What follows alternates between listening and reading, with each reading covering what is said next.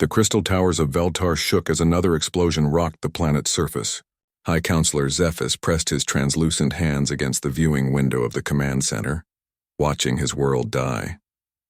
The beautiful blue sky was now filled with dark smoke and falling debris. In the distance, massive metal creatures the size of mountains moved across the landscape, eating everything in their path. "How much time do we have left?" Zephys asked his aide without turning around. 29 rotations, perhaps less," came the reply. "The Devourers have consumed the northern continent completely. They are moving toward the capital cities now." Zephys closed his eyes. His people had ruled this sector of space for over 10,000 cycles. They had built the most advanced civilization the galaxy had ever seen. Their crystal ships could travel between stars in days. Their minds could connect across vast distances. They had created art and music that brought joy to hundreds of worlds. But none of that mattered now. The Devourers had come and nothing could stop them. The Valathi had tried everything. Their most powerful weapons barely scratched the metal monsters. Their best shields lasted only minutes before being torn apart. The creatures learned from every attack, growing stronger and smarter with each battle. Other civilizations had sent help, but their ships were destroyed just as easily.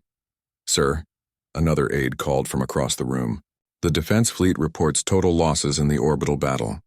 The remaining Devourer ships are landing on the southern continent." Zephys felt his hope dying. His people were not warriors. They had evolved on a peaceful world where the greatest danger was a mild storm.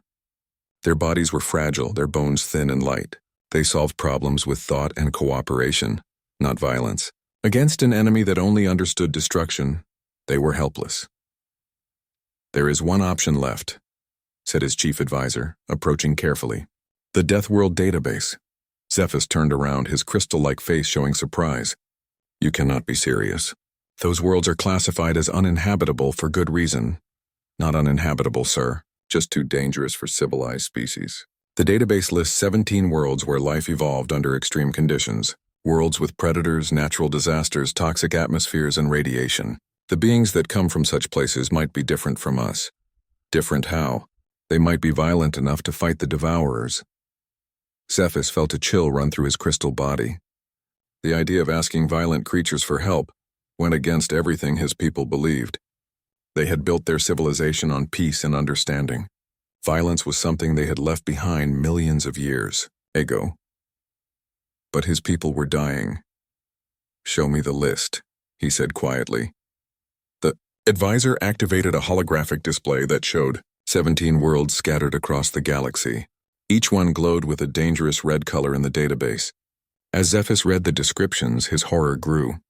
Worlds where the ground shook constantly, planets covered in poison gas, places where the weather could kill in seconds.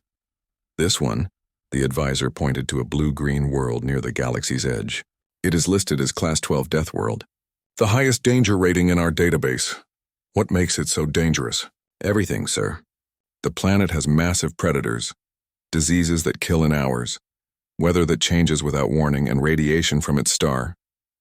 The gravity is 3 times what our people can survive. The atmosphere contains poison gas. Earthquakes happen daily. The creatures that live there fight each other constantly. And you think beings from such a place would help us? Sir, they might be our only hope. If any species in the galaxy can fight the Devourers, it would be survivors from a world like that." Zephys stared at the small blue world on the display. According to the database, the species there called themselves humans and their planet Earth. The file contained warnings that no civilized being should ever approach that system. The humans were listed as extremely dangerous, unpredictable, and violent. "Have we ever made contact with them?" "No, sir. The Galactic Council decided long ago to avoid all death worlds. The risks were too great." Another explosion shook the building. Through the window, Zephys could see Devourer ships landing in the city. His people were running in panic through the crystal streets. Soon those streets would be nothing but dust and metal. "Prepare the quantum transmitter," Zephys said. "Send a message to this Earth." "Sir, what should we say?" "We do not know their language or culture. We do not even know if they will understand us." Zephys thought for a moment. His people were known throughout the galaxy for their wisdom and careful words. They used poetry and philosophy in their communications. But these humans came from a world of violence and danger. Perhaps they would understand simple, direct words better. "Tell them we are dying," he said. "Tell them we need help. Tell them we will give them anything they want if they come. The message was prepared quickly. The quantum transmitter sent it across the galaxy at faster than light speed. In the message, Zephys had included images of the Devourers destroying his world. He had shown the death and destruction. He had offered all of his people's technology and knowledge in exchange for help. Now they waited. How long before we get an answer? Zephys asked. If they respond at all, perhaps days. The signal will take time to reach them, and they will need time to understand it. But the answer came in only 3 hours. It was short and written in simple words that the translation computers could easily understand. We are coming. Hold the line. Zephys stared at the message. No demands for payment. No questions about what they would get in return. No lengthy negotiations. Just a promise to come and fight. How can they get here so quickly, he asked. That system is on the far edge of the galaxy. Sir, his aide said, checking the long-range sensors. I am detecting massive energy signatures approaching from hyperspace. Multiple ships, sir. Very large ships. How many? I count 57 vessels, sir. They are dropping out of hyperspace at the edge of our system. Zephys felt his hope return for the first time in days, but he also felt fear. He had asked violent creatures from a death world to come to his peaceful civilization. He had no idea what they would be like or what they would want. Open a communication channel, he said. Let us see what we have brought to our world. The response came immediately. A face appeared on the screen, unlike anything Zephys had ever seen. The being had dark skin and black hair. Its eyes were sharp and alert. Most frightening of all, it smiled, showing white teeth. This is Admiral Lee Take of the Earth Defense Fleet, the human said. We received your message. Our ships are moving to defensive positions around your planet. Do not worry. The cavalry has arrived. Zephys did not understand the reference to cavalry, but he understood the tone. These humans had traveled across the galaxy to help people they had never met. Despite their fearsome appearance and violent nature, they had come to save his world. For the first time since the Devourers arrived, Zephys allowed himself to hope. Admiral Lee Tech stood on the bridge of his flagship, the Soul's Pride, watching the alien world grow larger on the main screen. Behind him, his crew worked at their stations with quiet efficiency. They had traveled for 3 weeks through hyperspace to reach this place, and now they could see what they had come to fight. The planet below was beautiful, covered in crystal cities that sparkled like diamonds. But large parts of it were already dark and lifeless. Massive metal creatures moved across the surface like a plague, consuming everything in their path. Lee had seen the intelligence reports during the journey, but seeing the enemy with his own eyes was different. Captain Kim, what do your Marines think of our new friends? Lee asked. Captain Kim Daeho turned from his tactical display. The crew is curious, sir. We have never seen aliens like these before. They look like living glass and they seem very fragile. My Marines are wondering how they survived long enough to build a civilization. They evolved on an easy world, said Dr. Park Yuna, the ship's xenobiologist. No predators, no natural disasters, no diseases. They never had to fight for survival like we did. That is why they cannot fight these devourer things. Lee nodded. During the journey, his scientists had studied everything the Velathi had sent them about their species and their enemies. The Velathi were gentle beings who solved problems through cooperation and technology. They had never developed weapons of war because they had never needed them. The Devourers were different. They were artificial creatures probably built by some long-dead civilization. They consumed planets for resources and grew stronger with each world they destroyed. They had perfect adaptation protocols that let them counter any attack after experiencing it once. Sir, called Commander Yu Jinwoo from the fighter operations station. The alien ships are approaching. They want to meet with you. Put them on screen.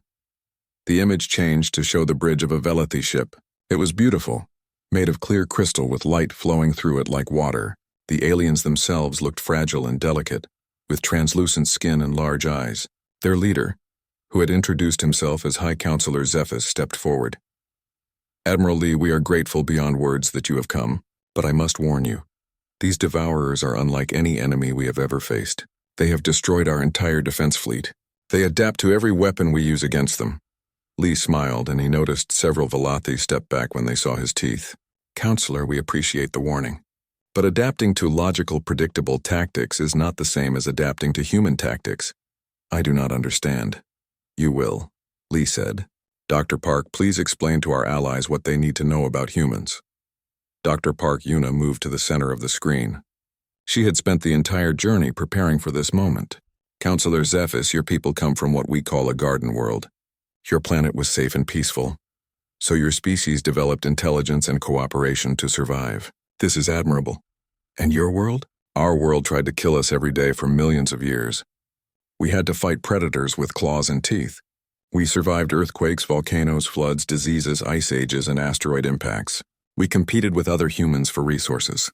We learned to fight and kill and survive in conditions that would destroy most species. The Velothi on the screen looked horrified. How terrible. We are sorry your people suffered so much. Do not be sorry, Lee said. That suffering made us strong. It taught us to fight in ways your devourers cannot predict or adapt to. We do not fight fair. We do not follow rules. We use chaos and madness as weapons. I still do not understand how this helps against an enemy that adapts to everything. Engineer Choi Hana spoke up from her station. Sir, may I explain? Lee nodded and she continued. Counselor, adaptation requires patterns. Your people fight logically. You use your best weapons in the most efficient way. You follow military doctrine and try to minimize losses. This creates patterns that a machine can learn. How do humans fight differently? We make our own technology malfunction on purpose. We attack when we should retreat. We use weapons in ways they were never designed for. We sacrifice ourselves to destroy a single enemy. We turn our weaknesses into strengths. No computer can adapt to pure chaos. Sergeant Kang Mirai, who had been listening from her position at the security station, stepped forward. Counselor, on our world, we have a saying. If you are not cheating, you are not trying hard enough. We do not fight to win battles. We fight to win wars, no matter what it costs. The Velothi looked confused and frightened. Lee understood their reaction. His people were probably the most violent and dangerous species these peaceful aliens had ever encountered. But they had asked for help, and humans never left a distress call unanswered. Counselor, Lee said gently, we know we seem frightening to you, but we are here to help. We will not harm your people or take your world. We came because you asked for help, and that is what we do. But why? What do you want in return? Nothing. Well, maybe friendship if you are willing. Humans believe that helping others is the right thing to do. We do not need rewards for doing what is right. Before the Velothi could respond, alarms started blaring on both ships. Tech specialist SEO Hansel called out from his station. Sir, Devourer ships are rising from the planet's surface. 12 large vessels heading directly for us.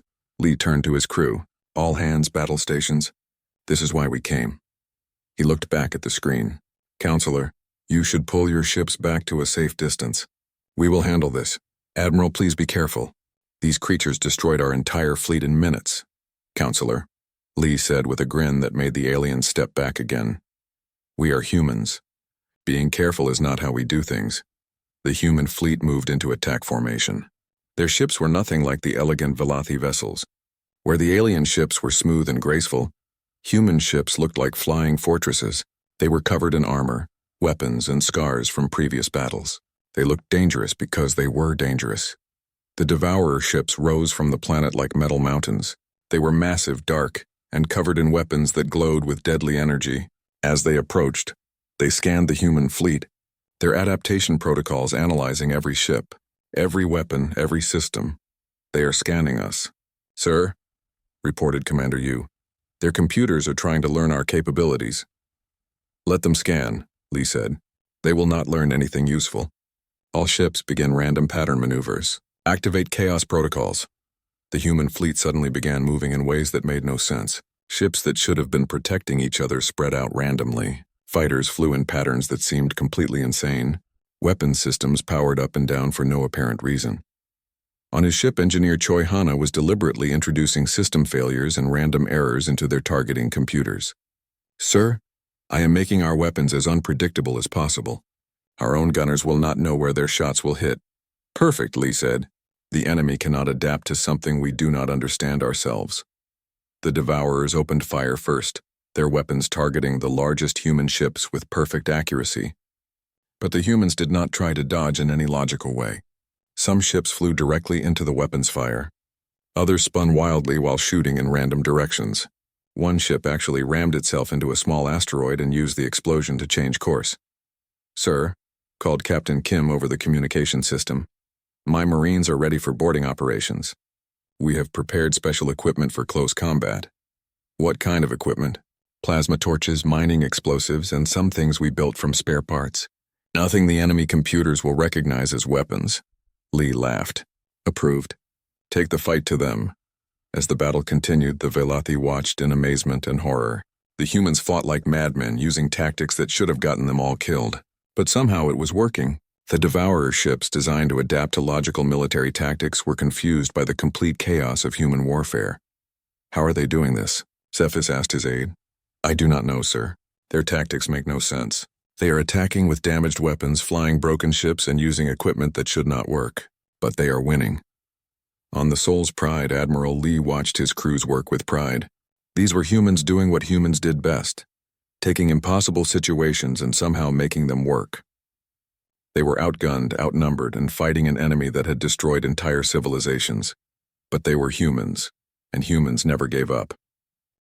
Captain Kim Dae-ho pressed himself against the cold metal wall of the Devourer ship's corridor. Behind him, 23 of Earth's finest Marines waited for his signal. They had successfully breached the enemy vessel using nothing more than plasma torches and pure determination. Now they were inside the belly of the beast, and everything around them wanted them dead. Remember, Kim whispered into his comm unit, these things learn from every attack, so we do not attack the same way twice. Be creative, be stupid, be impossible to predict.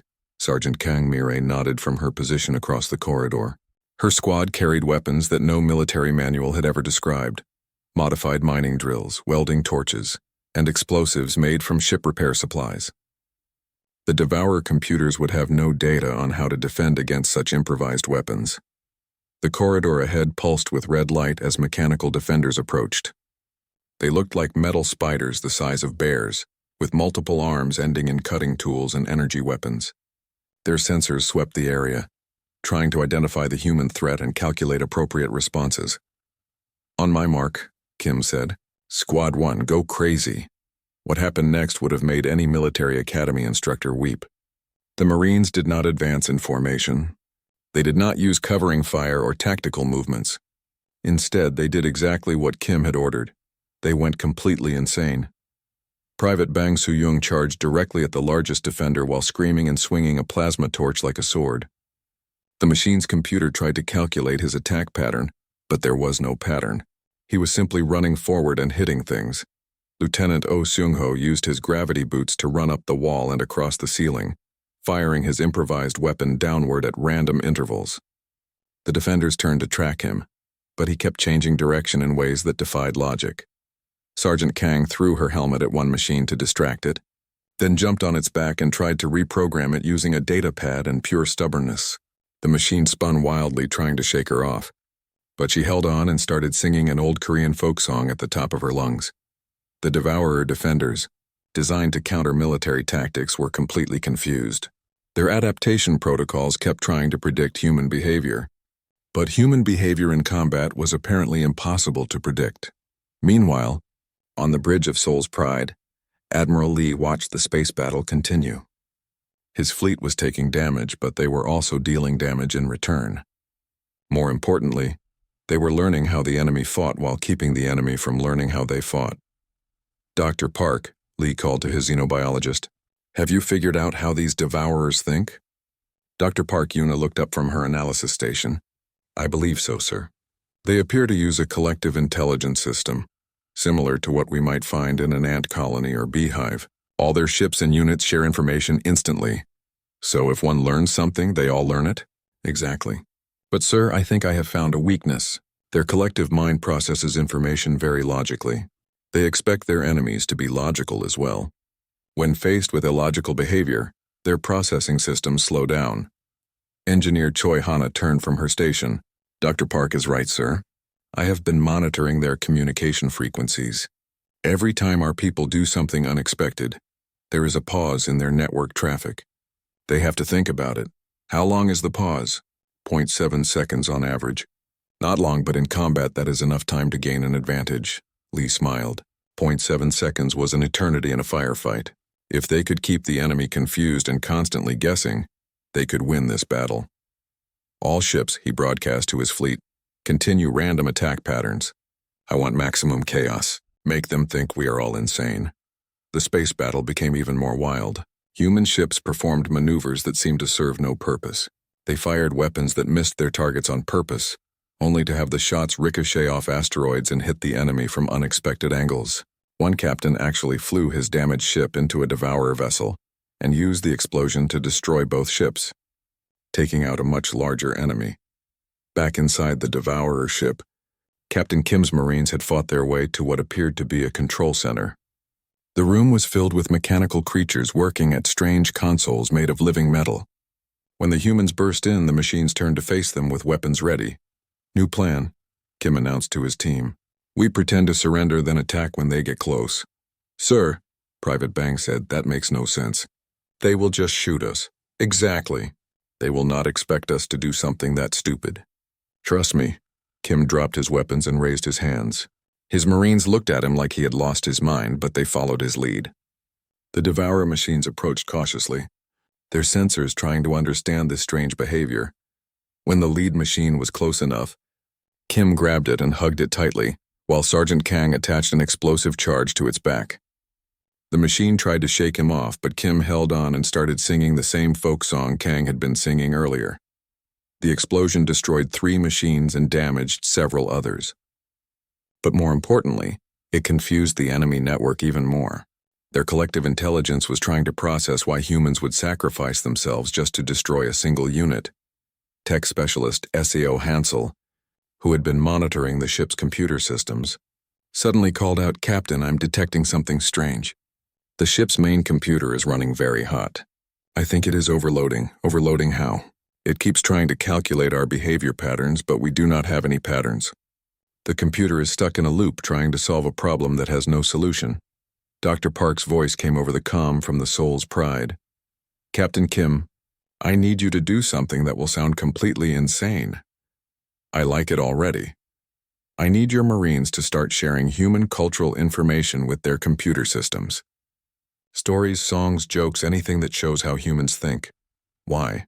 Because their collective mind processes information like a biological neural network. If we flood it with enough human thoughts and experiences, we might be able to overload their entire system." Kim looked at his remaining Marines. They were dirty, tired, and surrounded by hostile machines, but they were still ready to fight. "You heard the doctor," he said. "Start downloading everything you can think of into their computers. War stories, love songs, bad jokes, childhood memories, anything human." Sergeant Kang found a data port and plugged in her personal tablet. "I am uploading my grandmother's kimchi recipe and some old K-pop videos." Private Bang connected his device to another console. "I have got military training videos, sports highlights, and a collection of action movies." Lieutenant O started transferring files from his comm unit, uploading poetry, literature, and some really terrible human comedy shows. As the human cultural data flooded into the Devourer network, something unexpected happened. The ship's lights began to flicker. The mechanical defenders stopped moving. Warning alarms started blaring throughout the vessel. "What is happening?" Kim asked. C.O. Hansel checked his readings. "The ship's computer is experiencing some kind of cascade failure. It is trying to process human culture and it cannot handle it." From the bridge of his ship, Admiral Lee watched as the lead Devourer vessel suddenly went dark. Its weapons stopped firing, its engines shut down, and it began drifting helplessly in space. "Sir," Commander Yu reported, "the enemy ship appears to be completely disabled. And sir, the other Devourer ships are slowing down as well." Dr. Park was frantically checking her instruments. "Admiral, I am reading massive data transfers between all the enemy ships. Whatever Captain Kim's team did, it is spreading through their entire network." Lee opened a channel to the Marine team. "Captain Kim, report." Kim's voice came back, slightly out of breath. "Sir, we have somehow broken their main computer by showing it human culture. The machine intelligence cannot process how we think." "Elaborate." "Well, sir, we showed them our movies, music, literature, and history. The computer tried to understand why humans do things like fall in love, create art, sacrifice themselves for strangers, and fight hopeless battles just because it is the right thing to do. Apparently that does not compute." Lee laughed. "Trust humans to defeat an advanced alien intelligence by confusing it with poetry and love songs. All ships," he broadcast to his fleet, "prepare to board the disabled enemy vessels. We have them on the run, but this fight is not over yet." The battle for Veltar had taken an unexpected turn. The Devourers, designed to adapt to any military threat, had never encountered anything like human culture and thinking. They had tried to process human behavior patterns and instead discovered something that no machine could truly understand: the beautiful chaos of human nature. The Devourer hive mind screamed. It was not a sound that could be heard, but rather a pulse of terror that rippled through space itself. For the first time in its existence, spanning thousands of years and countless conquered worlds, the collective intelligence that controlled the mechanical swarm felt something it had never experienced before: fear. Specialist An Kyung-soo monitored the enemy communications from his station aboard the Soul's Pride. As Earth's top expert in information warfare, he had been tracking the data flows between Devourer ships since the battle began. What he was seeing now made his hands shake. "Admiral," he called out, his voice tight with concern, "we have a problem." Admiral Lee Taek turned from the tactical display where he had been coordinating the boarding operations. "What kind of problem?" "The enemy network is not just overloading, sir. It is having what I can only describe as a mental breakdown. The collective intelligence is trying to process our cultural data, and it is terrifying them." Dr. Park Yuna rushed over to An's station. "Show me the data patterns." An brought up a visual representation of the Devourer network activity. Instead of the smooth, logical patterns they had observed before, the display now showed chaotic spikes and valleys, like the brainwaves of someone having a nightmare. "What exactly did we send them?" Lee asked. Major John Woo-jin, the fleet's psychological operations commander, consulted his datapad. "Everything, sir. Military history, personal stories, entertainment, literature." Captain Kim's Marines uploaded thousands of hours of human cultural content into their systems. "And this is bad because—" Dr. Park looked up from the readings, her face pale. "Admiral, I do not think you understand what we have done. The Devourer collective intelligence has just been exposed to the complete record of human civilization. They have seen our wars, our disasters, our struggles for survival. They know what we are capable of. That should make them surrender, not panic." "Sir," An said quietly, "they are not panicking because they think we will defeat them. They are panicking because they finally understand what humans are." On the main screen, the image of High Counselor Zephys appeared. The Valathi leader looked confused and concerned. "Admiral Lee, our sensors are detecting strange energy patterns from the Devourer ships." "What is happening?" "We are winning, Counselor. The enemy is retreating." "Retreating? But they have never retreated from any world. They consume everything until nothing is left." Major Jeon stepped forward.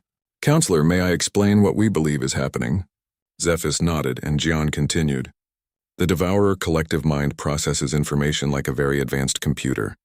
It analyzes everything logically and makes decisions based on data and patterns. But human culture cannot be processed logically. I do not understand. Counselor, imagine trying to explain to a computer why a mother would sacrifice her life to save her child, or why soldiers would charge into certain death to protect strangers, or why humans create art and music that serves no practical purpose. These things do not make logical sense, but they are fundamental to what makes us human." Dr. Park added, "When the Devourer mind tried to analyze human behavior, it encountered concepts that broke its logical framework. Love, honor, sacrifice, hope, creativity, humor. None of these things can be reduced to simple cause and effect." An was studying his instruments with growing concern. "Admiral, the enemy network activity is becoming more erratic. I am detecting what appears to be system cascades throughout their entire fleet." "Cascades? The confusion is spreading, sir. Each Devourer ship that receives the human cultural data tries to process it, fails, and then shares that failure with the rest of the network. It is like a virus, but instead of code, it is made of human thoughts and emotions." On his personal tablet, Major John was reviewing some of the files that had been uploaded to the enemy systems. "Sir, I think I know what broke them. Look at this." He showed the screen to Admiral Lee. It contained a collection of human stories about impossible victories, tales of people who had fought against overwhelming odds and somehow won, stories of civilizations that had faced extinction and survived, accounts of individuals who had sacrificed everything for others. "They uploaded our history," Lee said, understanding dawning on his face. "All of it, sir. Every war we fought, every disaster we survived, every time we faced extinction and refused to give up. The Devourers have just learned that humans have been through things that would destroy most species, and we are still here." Specialist On's instruments began showing even more dramatic readings. Admiral, I am detecting massive power fluctuations in the enemy ships. Some of them are actually shutting down completely. Captain Kim's voice came over the comm from the Devourer ship he was still aboard. Admiral, you need to see this. The machines down here have stopped fighting. They are just standing still like they are thinking about something. Any idea what? Sir, I think they are scared of us. On the bridge of the Soul's Pride, the crew exchanged glances. The idea that an advanced alien intelligence would be afraid of humans seemed impossible, but the evidence was right in front of them. Dr. Park was analyzing the enemy network data more closely. Admiral, I think Captain Kim is right. Look at this communication pattern. The Devourer Collective is sending the same message over and over. What does it say? It is hard to translate, but roughly, how do they survive? How do they keep fighting? Why do they not surrender when defeat is certain? Major John laughed grimly. They are trying to understand human stubbornness. It is more than that, Dr. Park said. They have analyzed our entire history. They know about our ice ages, asteroid impacts, supervolcano eruptions, pandemics, wars, and near extinctions. They have calculated that our species should have died out millions of years ago. But we did not. Exactly. And that terrifies them. From their perspective, humans are impossible. We survive things that should kill us. We fight battles we cannot win. We sacrifice ourselves for abstract concepts like freedom and justice. We create beauty in the middle of suffering. None of this makes sense to a machine intelligence.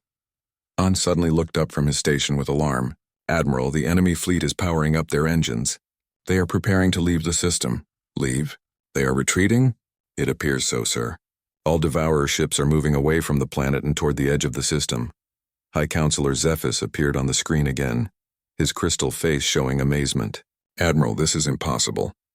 The Devourers have never retreated from any world in their recorded history. They always fight until they have consumed everything. Lee watched the tactical display as the massive enemy ships slowly turned away from Veltar and began accelerating toward open space. Counselor, I think we taught them something they did not want to learn. What? That some fights are not worth winning. Dr. Park was still monitoring the enemy communications.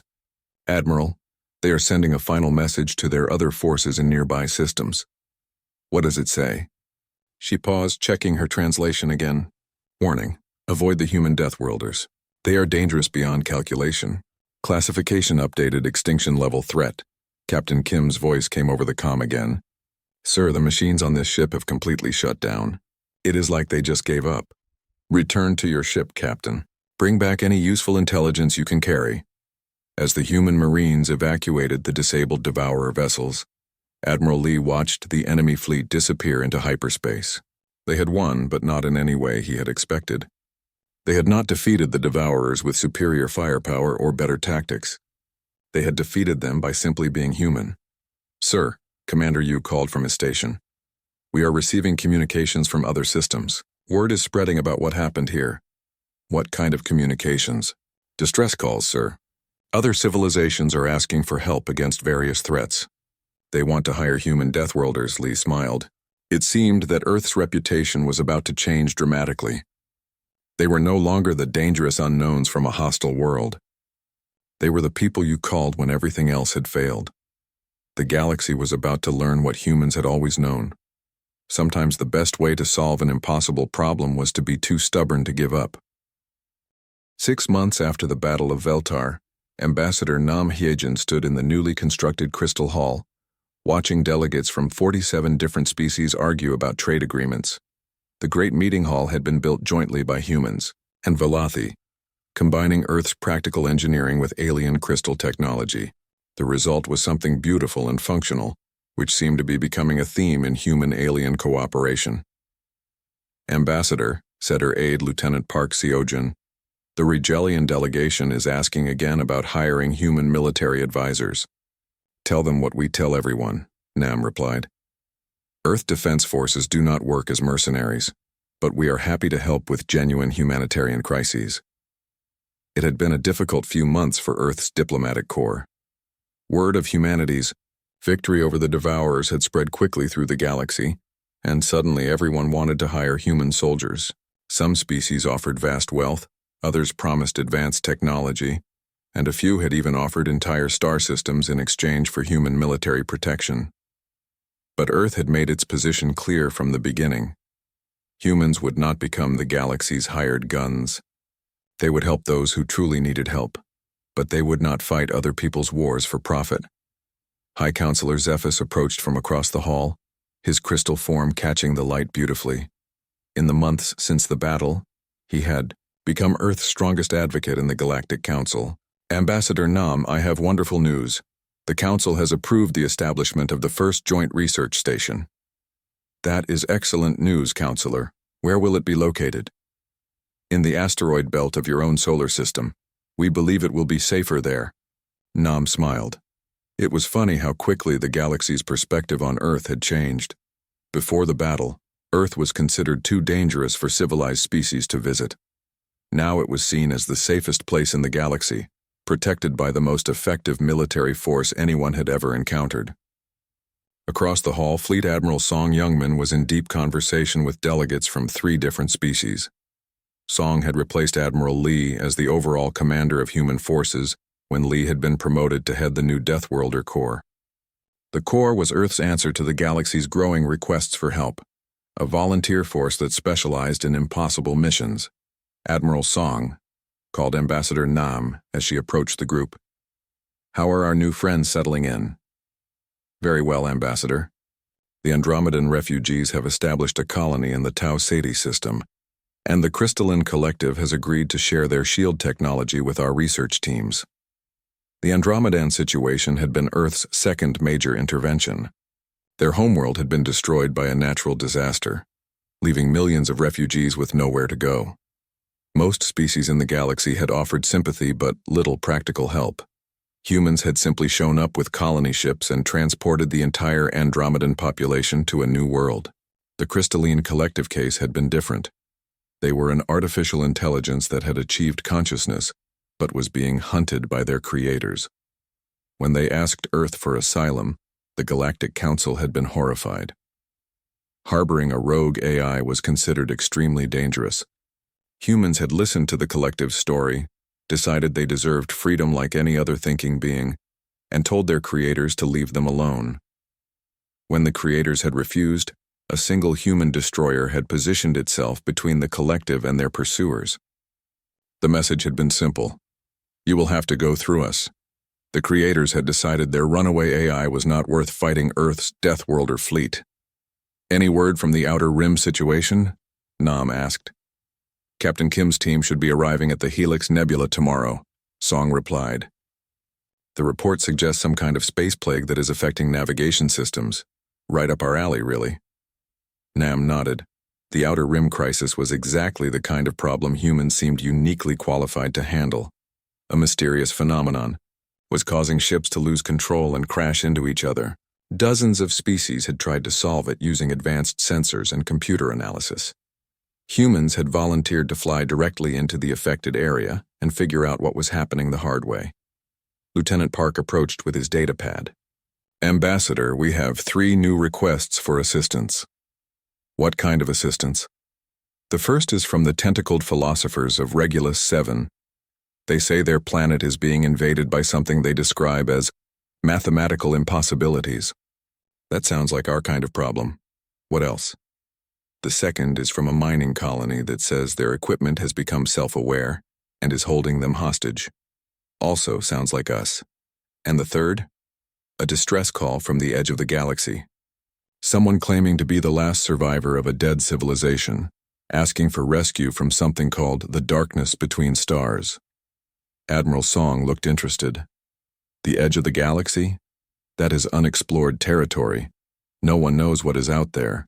Exactly why they need humans, Nam said. Anyone else would send survey teams and study the problem for years. We will just go and see what needs to be done. It was true. In the months since Veltar, humans had developed a reputation for taking direct action when other species got bogged down in analysis and planning. While others debated and studied, humans simply went to where the problem was and solved it. This approach had led to some spectacular successes. The human team that had been sent to investigate ghost ships in the Vega system had discovered The ships were not haunted but were actually experiencing temporal displacement.